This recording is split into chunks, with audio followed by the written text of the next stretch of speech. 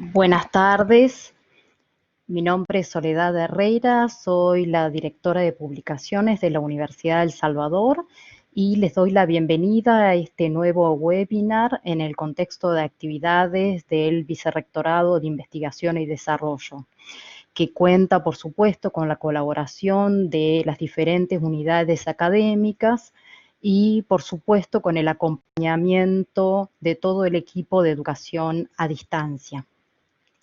Antes de presentar a nuestro expositor del día de hoy, les cuento algunas cosas que ya adelanté en el chat. Como habrán notado, tanto las cámaras como el audio se encuentran apagados para los participantes para de este modo maximizar la conectividad. Todo este encuentro va a ser grabado y ustedes luego tendrán acceso a esta grabación. La exposición va a durar alrededor de 30 minutos y luego va a estar abierta a preguntas. De este modo, nuestro canal de comunicación va a ser el chat, que ya algunos estuvieron usando, y ustedes van a poder a través del chat hacer tanto las preguntas para el expositor, que retomaremos al final, como alguna consulta técnica si tienen alguna dificultad. Como no quiero tomar más tiempo para que podamos escuchar este encuentro, lo presento al doctor Daniel Ponsosnik. Él es médico pediatra, médico especialista en medicina del deporte, coordinador médico de fútbol amateur del Club Atlético Boca Juniors, vocal titular del Comité Nacional de Medicina del Deporte de la Sociedad Argentina de Pediatría y médico docente de la Universidad de El Salvador en el área pediátrica de la carrera de licenciatura de actividad física y deportiva. Sin más, le doy la bienvenida y le agradezco la presencia del doctor y tiene, por supuesto, la palabra.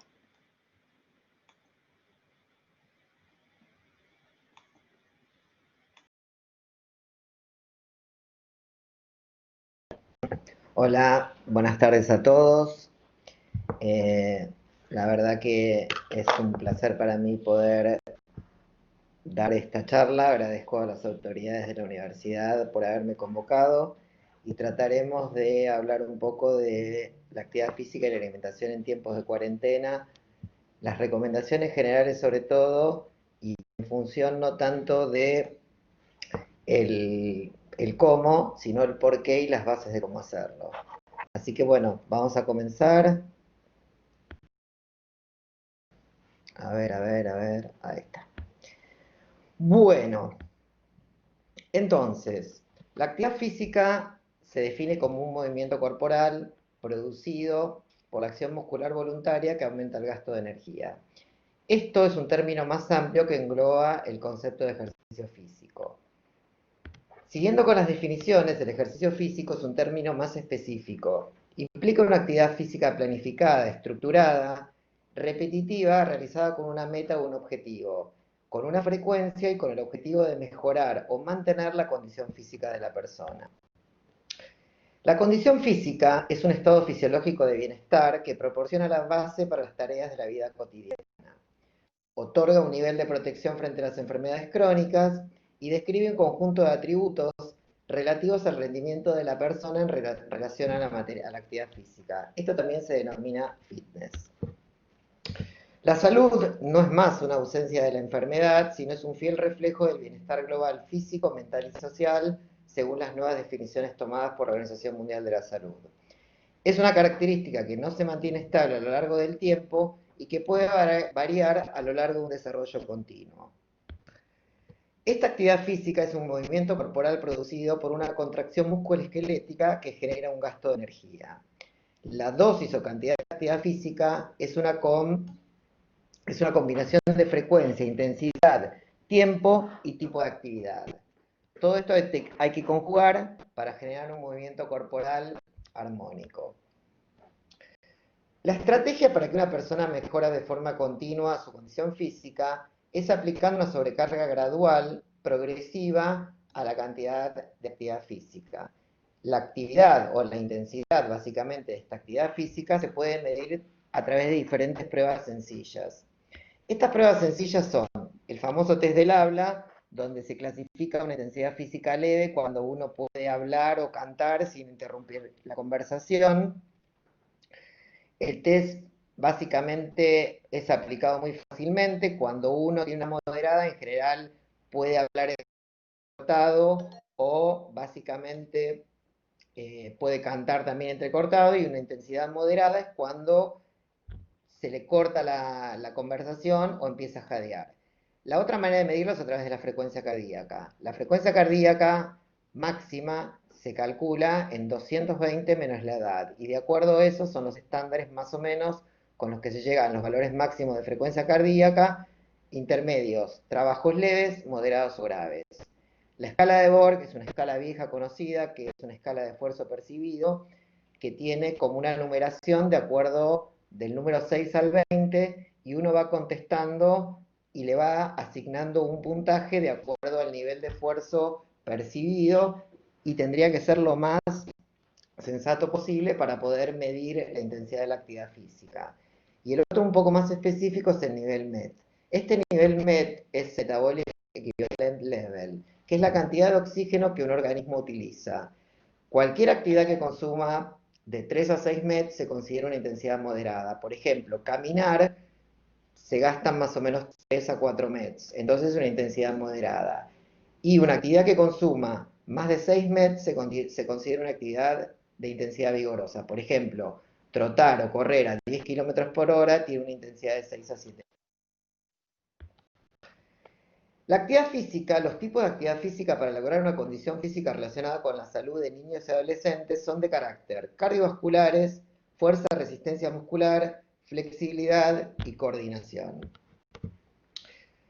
La condición física puede relacionarse con dos cosas. Una con la salud, que hace referencia a los componentes que se asocian con algún aspecto de la buena salud. Y la condición física para lograr un rendimiento deportivo hace referencia a aquellos aspectos necesarios para lograr un rendimiento óptimo en el deporte. Durante esta pandemia de COVID-19, estamos muy limitados en nuestros movimientos en el espacio.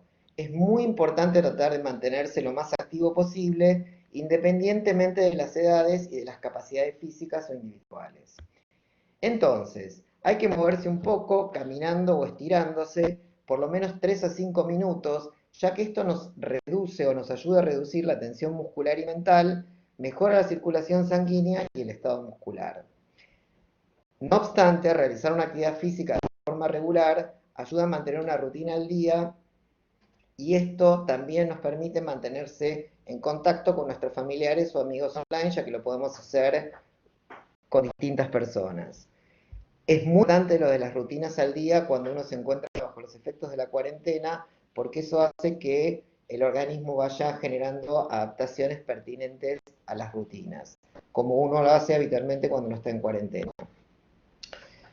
La OMS ha elaborado recomendaciones precisas sobre la cantidad de actividad física que las personas de todas las edades deben realizar para mejorar su salud y bienestar. Estas recomendaciones incluyen: lactantes menores de un año, moverse varias veces al día. Hay que hacer una pequeña aclaración, que uno dice qué es lo que tiene que hacer, pero también uno tiene que saber qué es lo que le puede pedir a cada edad, básicamente. Acuérdense que en el nacimiento hasta los 12 meses, el vínculo efectivo emocional con los padres y hermanos es a través del contacto directo. Hay satisfacción de las necesidades básicas, básicamente la alimentación a través de la lactancia, y es una estimulación todo el tiempo para un desarrollo psicomotor adecuado. Entonces, tengamos en cuenta que estos son los 3 pilares básicos de los menores de un año. Los niños menores de 5 años tienen que realizar un mínimo de 180 minutos al día de actividades físicas leves. Una actividad física moderada e intensa durante 1 hora al día.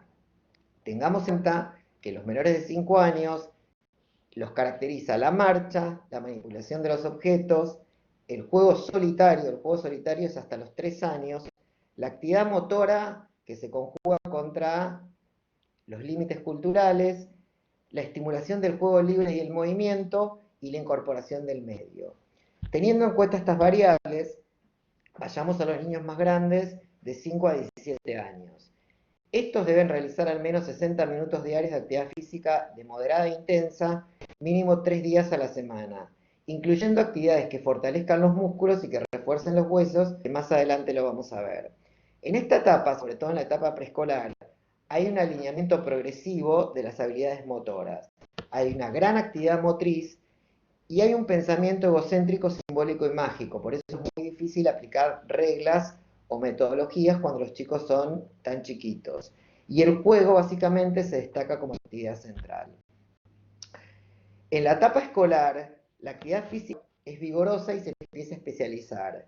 Hay un aumento progresivo de la destreza, hay desarrollo de las cualidades físicas básicas, hay un pensamiento intelectual y concreto, donde básicamente acá empieza la famosa iniciación deportiva, el juego colectivo y cooperación grupal, aplicación de normas y reglas, iniciación de escuelas deportivas como ítem muy importante a los 6, entre los 5 o 6 años. Hay que rastrear objetivos en movimiento y hacer evaluaciones de la velocidad y empieza el control de postura y el equilibrio.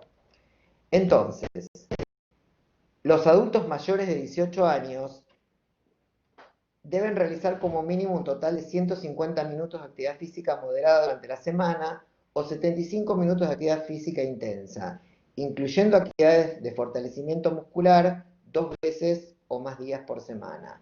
Los adultos mayores con poca movilidad deberían realizar actividades físicas 3 o más días por semana para mejorar el equilibrio y evitar caídas. Tengamos en cuenta que en la actividad en la adolescencia, la actividad física es intensa y se produce la madurez motriz. Hay una atención selectiva y uso de estrategias complejas, el yo es el centro de interés, hay independencia de autonomía, hay preocupación por los cambios físicos y la imagen corporal, se generan modelos de identificación y empieza a medirse acá el famoso talento deportivo. Tengamos en cuenta que cualquier actividad física es mejor que una. Con el tiempo hay que aumentar progresivamente la duración, la frecuencia y la intensidad. Y hay que empezar con cantidades pequeñas. Uno a veces comete el error de comenzar todo de golpe y al otro día no se puede mover y no puede hacer absolutamente nada. Entonces, la dosificación en forma paulatina, progresiva y de intensidad creciente. Los tipos de ejercicios que se recomiendan son los aeróbicos, los que fortalecen los músculos, los que mejoran los huesos, los que mejoran la flexibilidad y los que mejoran la coordinación. Vamos con los ejercicios aeróbicos. Caminar o andar a paso ligero correr se clasifican como ejercicios aeróbicos más típicos. Son beneficiosos porque en general acá se movilizan grandes grupos musculares durante varios minutos o más y exigen al corazón y los pulmones que se activen para transportar el oxígeno a todo el organismo. Esto tiene que ver con la famosa adaptación cardiorrespiratoria pulmonar al ejercicio. Los ejercicios que fortalecen los músculos son los ejercicios de fuerza o resistencia muscular. Hacer gimnasia con aparatos, saltar o subir escaleras, pero esto vamos a detenernos básicamente más adelante. Tengamos en cuenta que el tejido muscular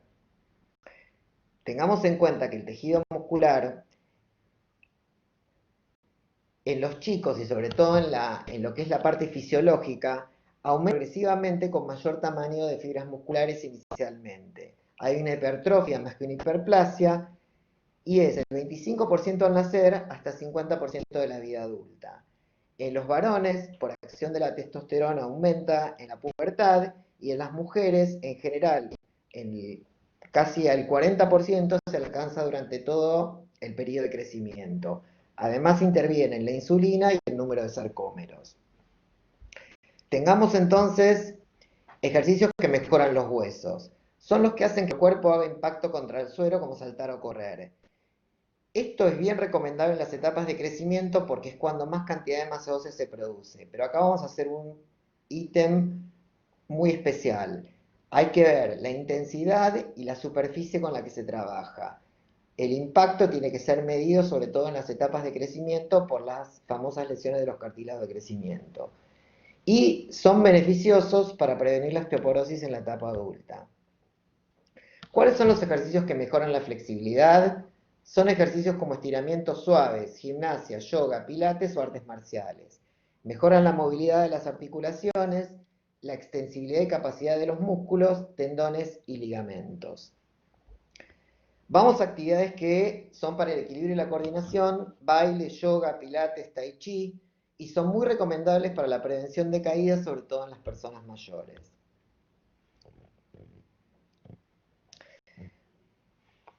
Vamos a hablar un poco de los ejercicios aeróbicos, del entrenamiento aeróbico, sobre todo en la niñez y en la adolescencia.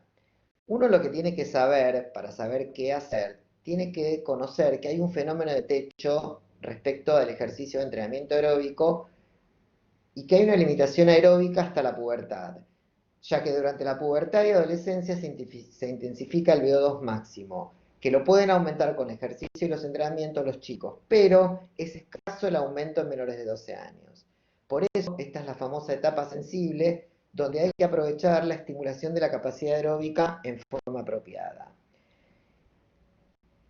Acá vamos a hablar de lo que son las capacidades físicas o la determinación de las capacidades físicas para entender un poco de lo que estamos hablando.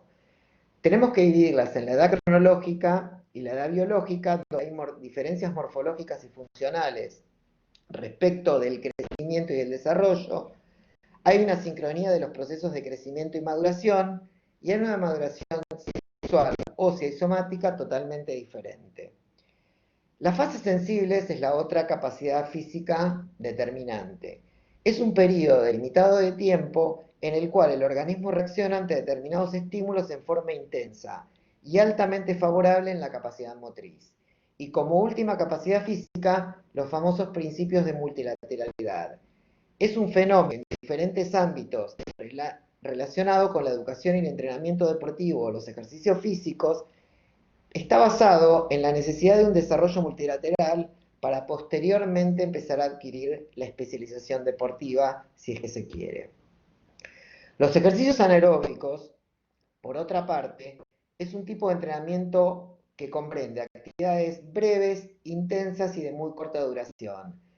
Esto, lamentablemente, en los chicos, básicamente hay pocos datos y pocas probabilidades de medición operativa, pero también son importantes. Tengamos en cuenta, como aspecto de crecimiento y desarrollo en los chicos, que empiezan a tener adquisición de habilidades deportivas y es en forma secuencial. Y son diferentes, básicamente, en lo que hace al ritmo y la velocidad de cada niño, con diferencias fisiológicas y musculoesqueléticas y con variaciones del rendimiento deportivo. Entrenamiento de ejercicios de fuerza. Necesitamos básicamente tres cosas: control, equilibrio de postura, la supervisión estricta y aprendizaje de la técnica como algo clave y trascendental, y que tiene que ser secuencial y programado cada 8 a 12 semanas. El entrenamiento de la fuerza es un método de acondicionamiento físico que permite mejorar la capacidad del individuo para vencer una resistencia. Esta participación regular mejora la aptitud física, el desempeño motor y la salud del individuo.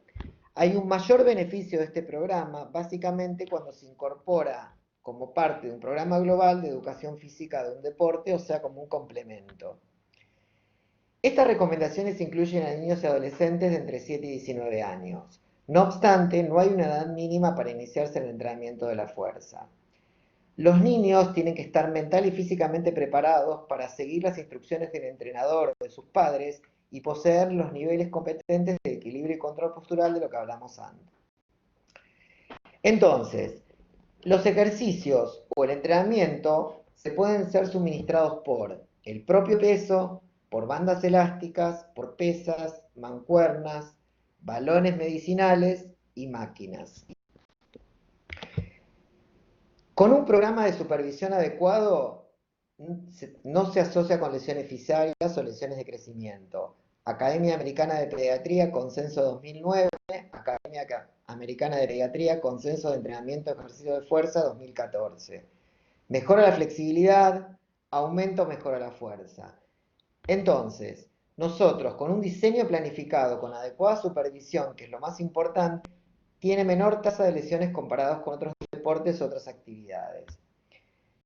Entonces, vamos a hablar de los beneficios. Aumenta la fuerza y la potencia de los músculos. aumenta la densidad mineral ósea, reduce el riesgo de lesiones en el deporte, obviamente no las de carácter traumático y agudo, mejora el desempeño de las habilidades motoras, mejora el rendimiento deportivo, mejora la composición corporal en niños y adolescentes con sobrepeso u obesidad e incrementa la sensibilidad a la insulina en adolescentes con sobrepeso o obesidad.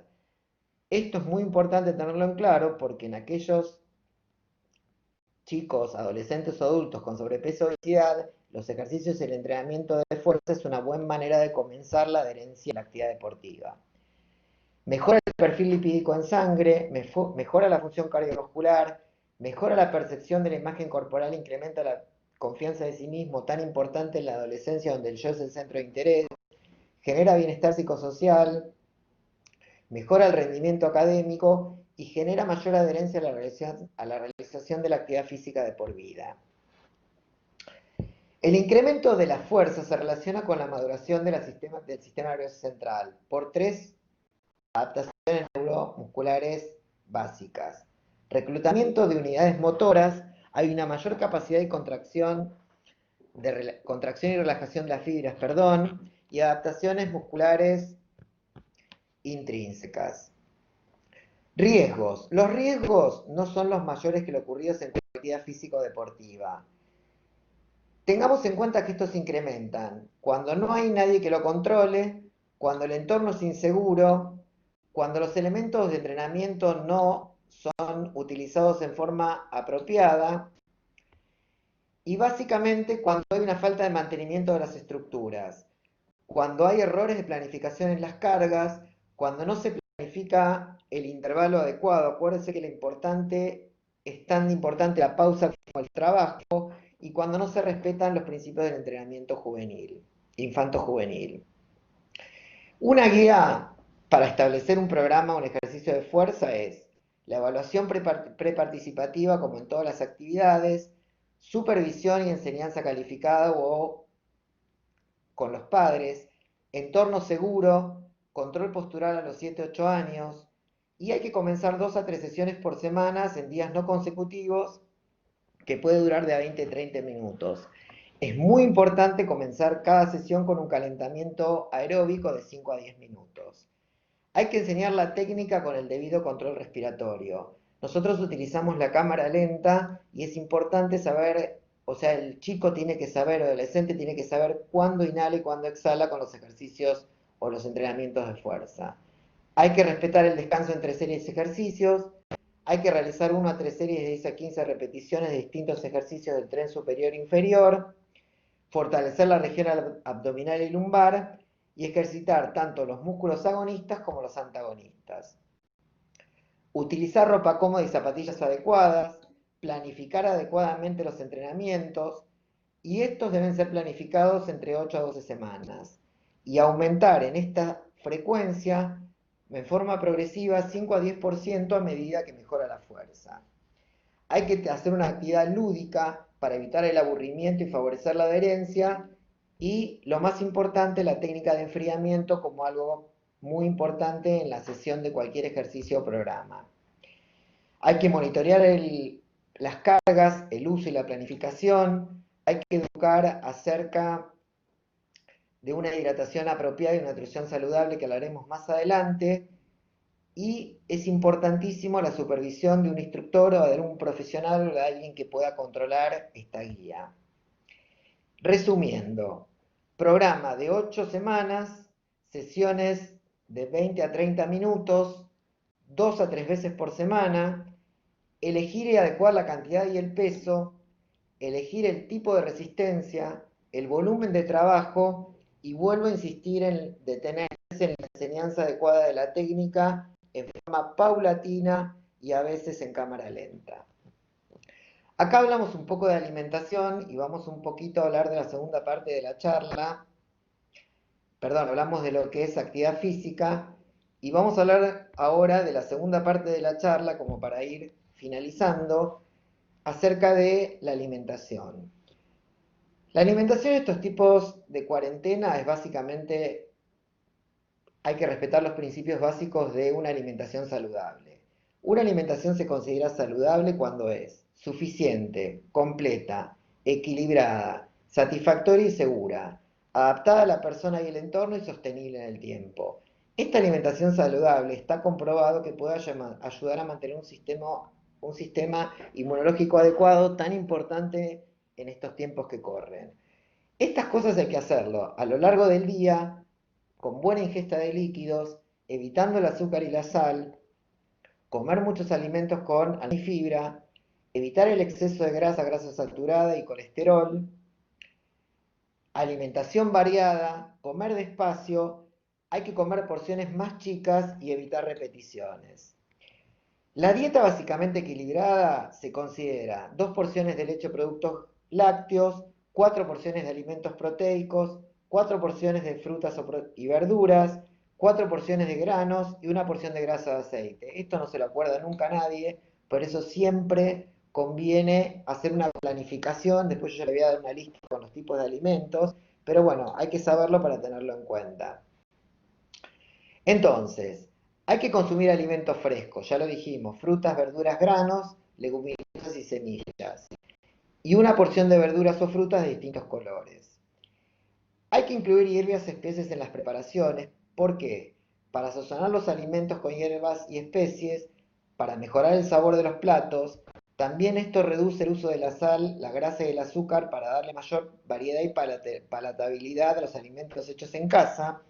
Y lo otro que hay que tener en cuenta es que hay que tener un consumo moderado de alimentos de origen animal, enlatados y envasados. Hay que aumentar el consumo de pescado, el huevo, carnes blancas como pollo o pavo, los quesos frescos. Y hay que disminuir el consumo de carnes rojas, embutidos, carnes procesadas y grasas animales. Volvemos a insistir en planear el menú en forma semanal o quincenal, consumir alimentos en horarios establecidos y sobre todo en familia, recordar las prácticas de higiene en la manipulación de los alimentos tan importantes para esta época y hay que cubrir adecuadamente los requerimientos de agua. Es muy importante mantener y cuidar la salud digestiva, eso es a través de la fibra, que contribuye a un sistema digestivo saludable y provoca una sensación prolongada de plenitud que ayuda a evitar comer en exceso. Para garantizar una ingesta adecuada se debe incluir verduras, frutas, leguminosas y aumentar el consumo de granos enteros en todas las comidas. Ahí, acá. Entonces, después de todas estas recomendaciones, es muy difícil hacer todos los cambios a la vez. Entonces, para hacer un cambio, uno tiene que decidir cuál de todas estas recomendaciones se quiere llevar a cabo primero y enfocarse en uno o dos cambios únicamente. Hay que elegir una acción y hacerla diariamente. Planificar cuándo y dónde y hacerla. Y recordar que toma aproximadamente 10 semanas en llevar a cabo un cambio y lograr una modificación de carácter nutricional. Es importante crear un ambiente que fomente las rutinas, el dormir y despertarse y comer a las mismas horas, ya que esto evita comer en exceso. Las emociones negativas como el estrés, el cansancio, la ansiedad, la preocupación y el enojo hacen que las personas coman de más. Y hay que cuidar mucho la salud y la alimentación durante este periodo. Hay que evitar los fritos, evitar el exceso de azúcar y sal, evitar los líquidos muy fríos o muy calientes, comer e ingerir básicamente despacio, evitar las golosinas, evitar las grasas y evitar las gaseosas.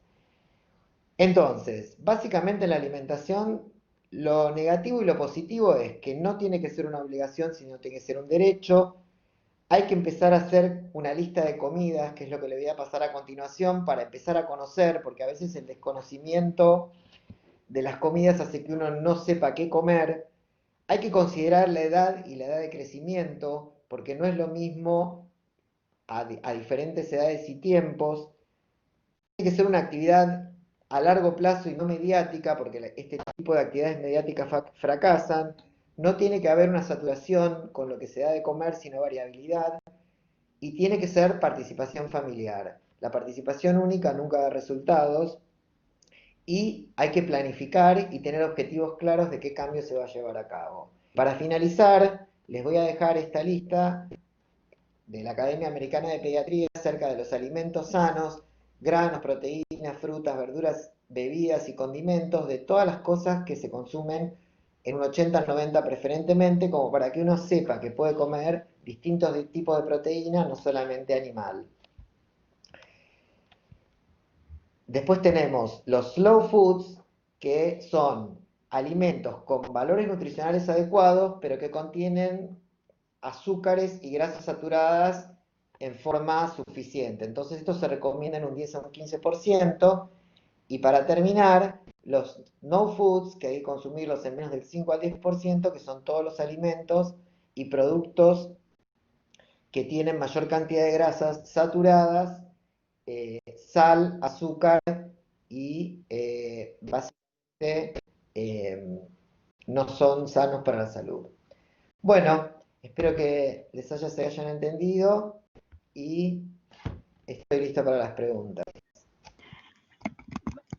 Bueno, acá muchas gracias, doctor.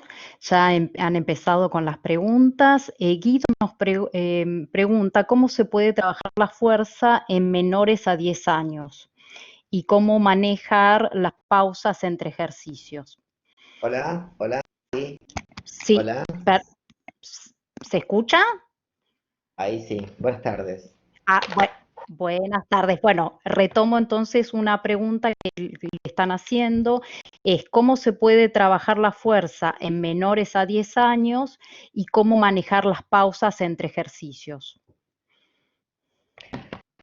Bueno, lo que venimos hablando es lo del control postural. De hecho, los chicos antes de los 4 años y después de los 4 años hacen fuerza, por ejemplo, los menores de 4 años ya la bipedestación es una actividad que genera fuerza, o sea, un chico al año ya al aprender a parar y caminar está teniendo una actividad de fuerza.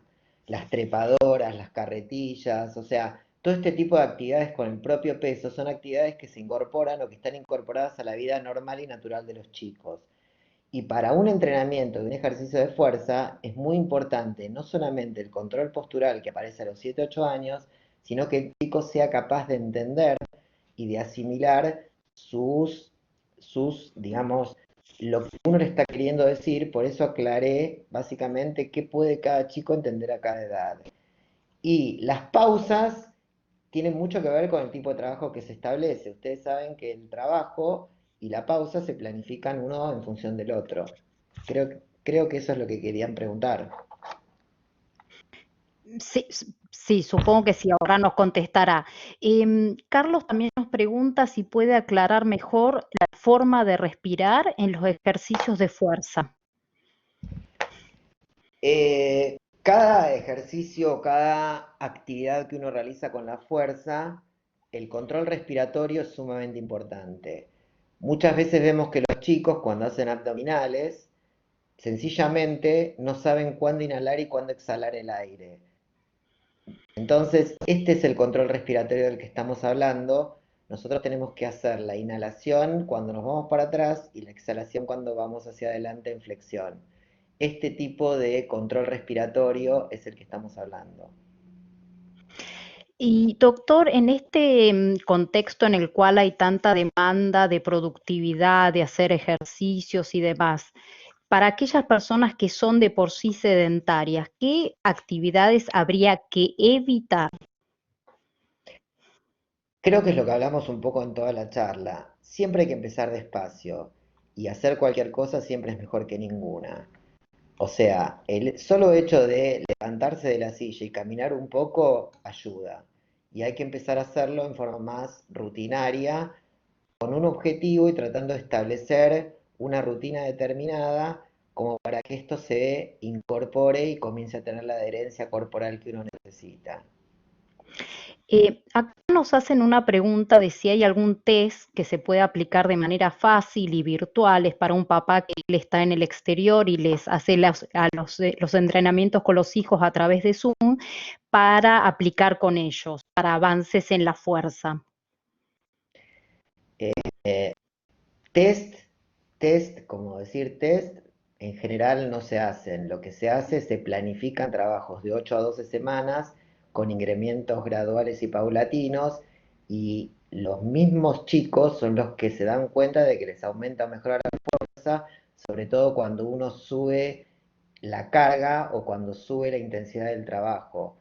Los test que se utilizan son todos test de laboratorio, básicamente para saber si mejoró o no la fuerza, pero hay una cosa muy sencilla, si uno comienza a hacer entrenamiento o ejercicio de fuerza y arranca con 5 flexiones de brazo, a las 4 o 6 semanas va a ver que lo más probable es que pueda hacer 10 o 15 flexiones de brazo con la misma intensidad con las que lo hacía inicialmente 2 o 3 flexiones de brazo al principio. No sé si está claro esto. ¿Cuál sería la sugerencia de actividad física en niños con diabetes?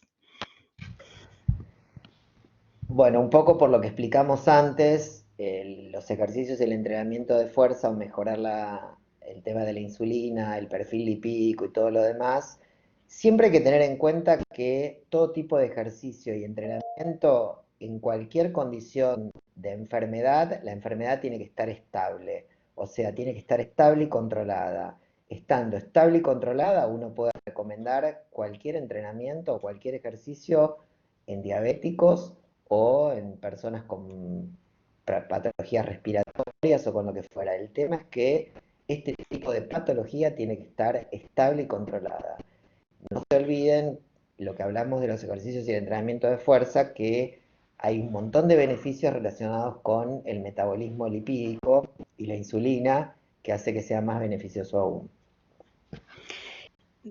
¿Hay algún horario más propicio para la actividad física? Y lo uno con otra respuesta, con otra pregunta. Para aquellos adultos mayores de 18, ¿cuál sería la frecuencia ideal de ejercicio durante la cuarentena? Y un poco lo que hablamos antes, horario ideal no hay. O sea, no es que uno tenga que planificar un horario determinado. Uno cuando se planifica hacer actividad física o hacer algún entrenamiento, lo hace en función de lo que uno puede y a veces en lo que uno quiere. O sea, hoy que tenemos más tiempo podemos querer y poder más fácilmente. Un adulto de básicamente 18 años es lo que hablamos antes. Tiene que hacer una hora de intensidad, o sea, una hora de actividad física moderada e intensa con ejercicios de fortalecimiento muscular, ejercicios que fortalecen los huesos, equilibrio y coordinación, tratando de sumar más o menos lo que hablamos antes, 180 o 170 minutos, 3-4 veces por semana. Esto sería una intensidad esperable, pero para aquellos que recién empiezan, acuérdense lo que dijimos, hay que empezar con algo, aunque sea con 10 o 15 minutos inicialmente, con lo mínimo indispensable, con un ejercicio de cada cosa, e ir paulatinamente aumentando la intensidad y el tiempo. Dos cosas. Por un lado, una pregunta sobre la flexibilidad. Quieren saber su opinión acerca de este concepto de que la elongación no serviría posterior a la ejercitación para evitar lesiones ni ayuda al dolor muscular. Quieren saber cuál es su opinión. Y lo uno con otra pregunta. Si hay algún sitio confiable en Internet, habiendo tantas publicaciones, donde uno pudiera seguir alguna ejercitación, algún lugar serio que usted conociera. Eh, Hay una cosa que tenemos que aprender que está escrito en todos lados. Siempre cualquier actividad se inicia con un calentamiento, seguido con la actividad propiamente dicha y se termina con una elongación, un enfriamiento. Esto mejora la flexibilidad de lo que es todo el aparato osteoarticulomuscular y sobre todo en los chicos y en la edad de crecimiento es más que importante. La elongación yo creo que final es lo más importante de todo el trabajo y esto hace además a que al otro día no nos duela todo. Ustedes prueben no elongar después de una actividad moderada o intensa y es probable que al otro día les duela más todo que si elongan porque tiene que ver que necesitan la relajación, o sea, la relajación y la contracción muscular la necesitan tanto como la actividad. Y sitios hay un montón, bibliografía hay un montón de sitios serios donde se puede consultar acerca de elongación, técnicas de fitness, técnicas básicamente relacionadas con el enfriamiento, con técnicas de flexibilidad, o sea, hay muchos sitios. Uno tiene que ver de dónde lee y cuál es la fuente. Esto es como todo, uno tiene que saber si lo que está leyendo le considera que es confiable, porque publicaciones hay muchas. Y Voy tiene, a, voy- perdón, y hay que remitirse a las entidades internacionales, Academia Americana de Pediatría, la Academia Americana de Journal of Sports and Medicine, Exercise and Medicine, o sea, la Federación Española de Medicina del Deporte, o sea, hay un montón de entidades madre que tienen un montón de bibliografía publicada. Perfecto. Ahora hay unas preguntas, porque ya vamos cerrando el encuentro, que tienen que ver más con la alimentación. Por un lado, ¿por qué hay que reducir el consumo de carnes rojas y cuántas veces a la semana se debe consumir? Y por el otro, si usted recomendaría alguna alimentación en especial para mejorar el sistema inmunológico. Vamos para adelante. La primera condición para mejorar el sistema inmunológico es una alimentación saludable. Cuanto mejor se come, mejor sistema inmunológico se tiene. Y en segundo término, hay que consumir proteínas. Y sobre todo, yo soy pediatra, todos los chicos y adolescentes tienen que consumir proteínas porque necesitan para el crecimiento. Y nosotros también. El tema es que la proteína tiene que ser de una calidad lo mejor, o sea, de la mejor calidad posible. Y hoy se considera que las proteínas de mejor calidad, si bien la de la carne es la que más hierro tiene, se aconseja consumir otro tipo de proteínas que no sean de origen animal, básicamente de carne, por el gran, digamos, la gran cantidad de colesterol que esto tiene o la gran cantidad de grasa saturada que aporta, y bueno, los inconvenientes de absorción metabólica y todo lo demás, pero básicamente tiene que ver con la calidad de la proteína. Perfecto. Y bueno, para cerrar, dos preguntas. Por un lado, una que retoma sí, la práctica y la alimentación, que es si para bajar de peso es recomendable usar peso. Y por el otro, ¿qué opinión usted tiene acerca de la actividad física y la disminución de la inmunidad dada la epidemia actual? Para bajar de peso hay que hacer cosas en conjunto. Nada se hace con una sola cosa. Hay que comer bien, hay que hacer actividad física y deportiva y no tiene que ver esto con levantar mayor cantidad de peso, de carga, de intensidad de volumen. Tiene que ver con una actividad secuencial, programada, con carga variable. Y respecto de la inmunidad, vuelvo a decir, nuestro cuerpo con una nutrición saludable, con la actividad física adecuada, con un cuerpo razonablemente sano de lo que hace a la salud, siempre tiene mejor chance inmunológica que otro que tiene algún déficit específico generado por cualquiera de las dos variables. Perfecto. Muchas gracias, doctor. Bueno, le dejo a usted las últimas palabras para que se despida de todos los que nos han estado escuchando, a quienes les damos las gracias. Bueno, gracias Soledad, vuelvo a agradecer a las autoridades de la universidad por haberme convocado y bueno, espero que esto les haya servido y bueno, desde ya cualquier pregunta quedo a vuestra disposición. Muchísimas gracias y saludos para todos. Buenas tardes. Buenas tardes.